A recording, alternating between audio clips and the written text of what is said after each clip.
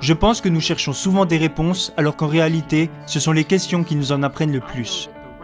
Je sais que la bonne question au bon moment peut totalement changer la direction de votre vie. Je suis Ryan Holiday et j'écris sur le stoïcisme depuis plus d'une dizaine d'années. J'ai rencontré beaucoup de personnes venant d'horizons différents, des sportifs, des membres des forces spéciales, des sénateurs, avec qui j'ai parlé de la façon dont ces anciennes idées, ces pratiques philosophiques peuvent nous aider dans nos vies. Aujourd'hui, je vais vous présenter 12 questions que je me pose tout le temps, qui proviennent entre autres des stoïciens et d'anciens philosophes grecs, et qui vous aideront, peu importe qui vous êtes et ce que vous faites, à améliorer votre vie. Question numéro 1. Avec qui passez-vous votre temps ? Goethe disait « Montrez-moi avec qui vous passez du temps et je vous dirai qui vous êtes ».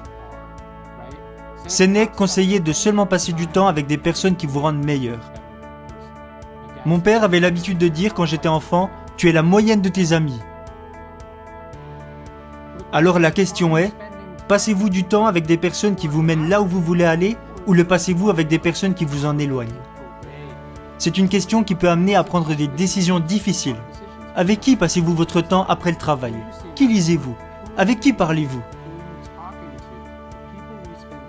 Les gens avec qui nous passons du temps nous rendent soit meilleurs, soit pires, ce qui peut être une bonne chose comme une très mauvaise chose.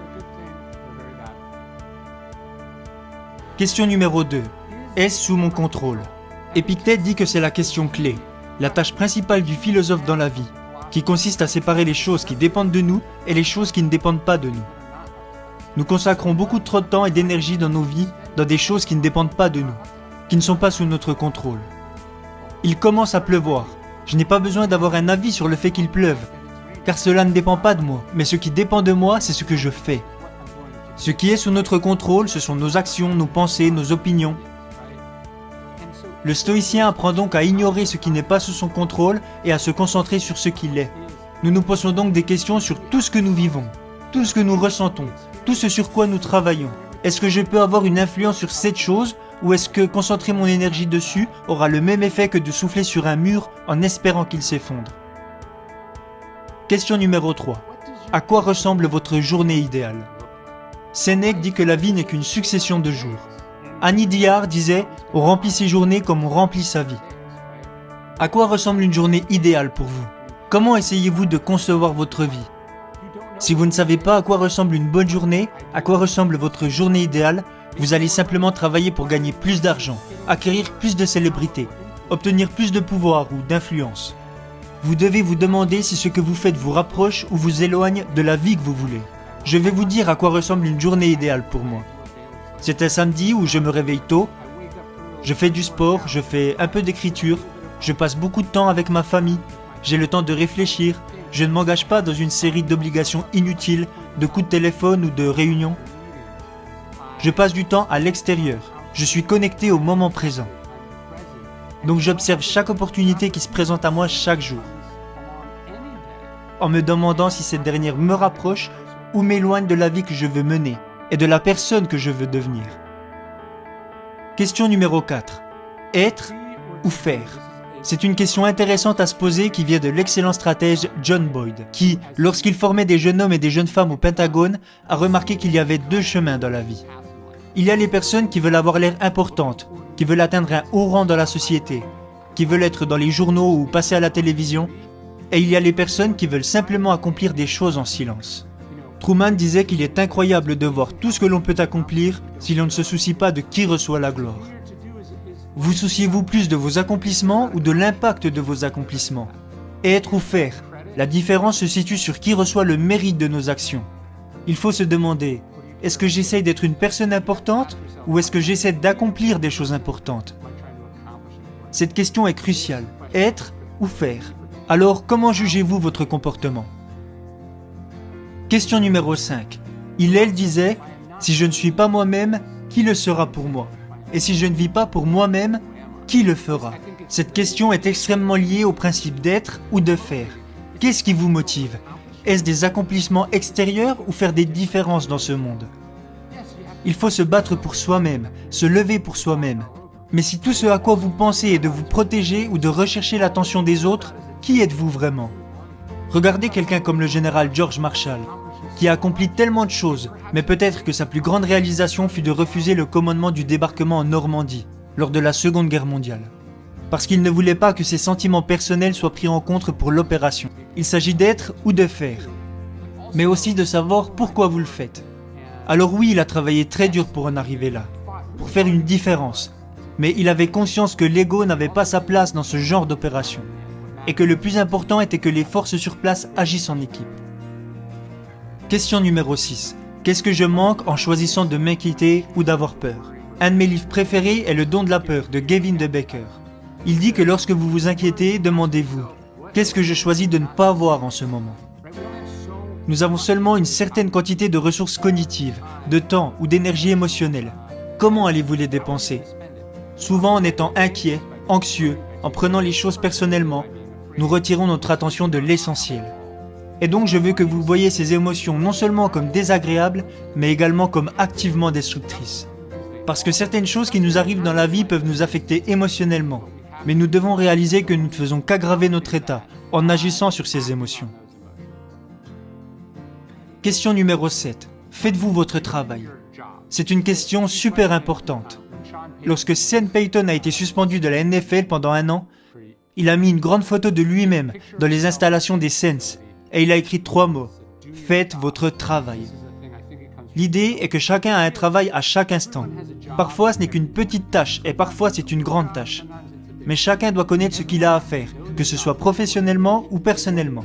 Vous devez vous demander, est-ce que je fais bien mon job? Je pense que nous finissons par nous concentrer sur le travail des autres plutôt que sur le nôtre, car il est plus facile de juger les autres que de faire sa propre autocritique. C'est pourquoi j'aime tellement cette question. Faites-vous bien votre travail? Et si vous ne le faites pas, pourquoi? Si vous le faites, c'est bien, continuez. Question numéro 8. Quelle est la chose la plus importante pour vous? Quelles sont les choses qui comptent vraiment pour vous? Si vous ne savez pas ce qui est important, comment pouvez-vous savoir ce sur quoi vous devez vous concentrer? Pour moi, toutes les autres questions de la vie viennent après avoir posé et répondu à cette question. Qu'est-ce qui est le plus important pour vous dans la vie? Si on me disait que je pouvais vendre 10 fois plus de livres, mais que cela aurait un impact sur mon mariage ou sur ma relation avec mes enfants, je refuserais. Car je sais que ce qui est le plus important pour moi, c'est l'équilibre entre ma vie personnelle et ma vie professionnelle. Oui, mon travail est important, mais ce n'est pas le plus important. Sénèque parlait de cette idée de l'euthymia. Il disait « Connais le chemin sur lequel tu te trouves et ne te laisse pas distraire par les personnes qui croiseront ta route. Car ceci est l'attitude des personnes égarées. » Quand vous savez ce qui est important, quand vous connaissez votre valeur, quand vous savez où vous allez, il devient plus facile pour vous d'ignorer ce qui n'est pas important pour se concentrer sur ce qui l'est réellement. Question numéro 9. Pour qui faites-vous tout ça? C'est une question en tant que créateur que vous devriez toujours vous poser. Je parle à beaucoup d'entrepreneurs, de professionnels et de personnes créatives qui n'en ont absolument aucune idée. Ils font juste tout un tas de choses et ils espèrent trouver un public. Il faut savoir pour qui vous faites les choses. Vous devez connaître votre public. Vous devez connaître votre marché et vous devez comprendre la psychologie humaine. C'est pourquoi l'empathie est une attitude si importante. Pour qui faites-vous tout ça? Qui sont ces personnes? Que veulent-ils? Il vous faut répondre à ces questions. Ce que je me demande toujours quand je tourne une vidéo, que je tweete ou que j'écris un livre, ma première question est toujours « À qui ce message sera-t-il adressé ?» Est-ce vraiment important? Il y a tellement de choses qui nous préoccupent, auxquelles nous tenons et sur lesquelles nous nous concentrons, qui n'ont absolument aucune importance. Pas uniquement pour vous, mais pour tout le monde. Marc Aurèle dit « Demandez-vous à chaque instant, est-ce essentiel ?» Parce que la plupart de ce que nous faisons n'est pas essentiel. Il dit que lorsque vous éliminez l'inessentiel, vous obtenez le double avantage de faire les choses essentielles de manière plus efficace. Stephen Colbert a perdu son père et plusieurs de ses frères et sœurs dans un crash d'avion, alors qu'il était encore enfant.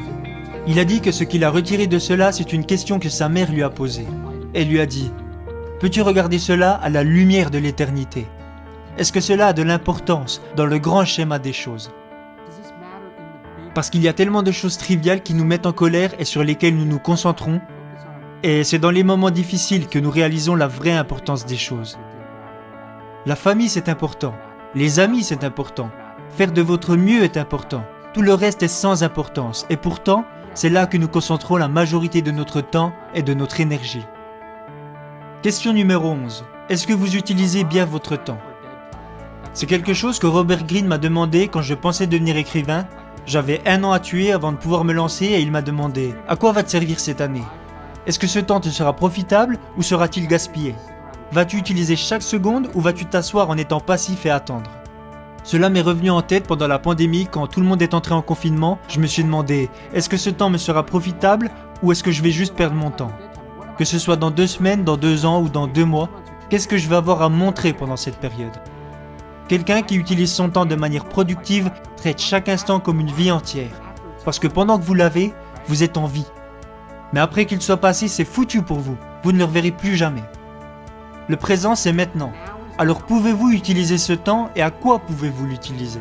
Si vous utilisez toujours votre temps judicieusement, alors vous vous améliorerez et vous irez de l'avant pour devenir meilleur. Sénèque avait l'habitude de dire « La vie n'est courte que par le mauvais usage que l'on en fait ». Vous tuez le temps de la même manière que le temps vous tue.